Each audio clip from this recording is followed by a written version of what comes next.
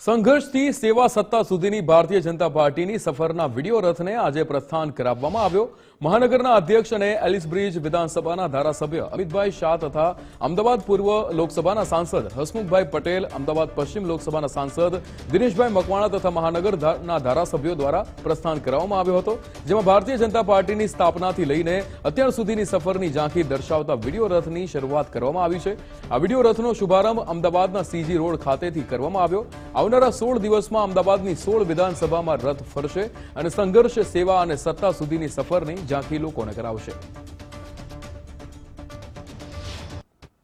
આખા ગુજરાતમાં ભારતીય જનતા પાર્ટીએ પોતાના કાર્યાલય પર પ્રદર્શની કરી હતી અને ભારતીય જનતા પાર્ટીની સ્થાપનાથી અત્યાર સુધીનો સંઘર્ષ, ડેવલપમેન્ટ, જુદી જુદી પોતાના શહેરમાં થયેલા વિકાસના કામો, આવી એક પ્રદર્શની દરેક વિસ્તારમાં થયેલી છે।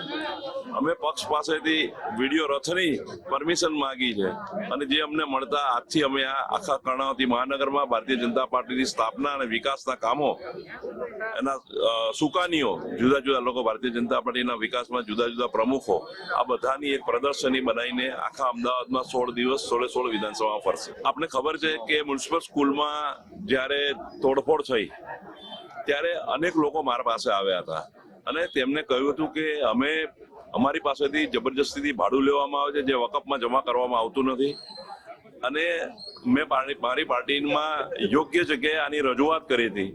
એટલે ત્યાંથી તપાસનો રેલો શરૂ થયો હતો।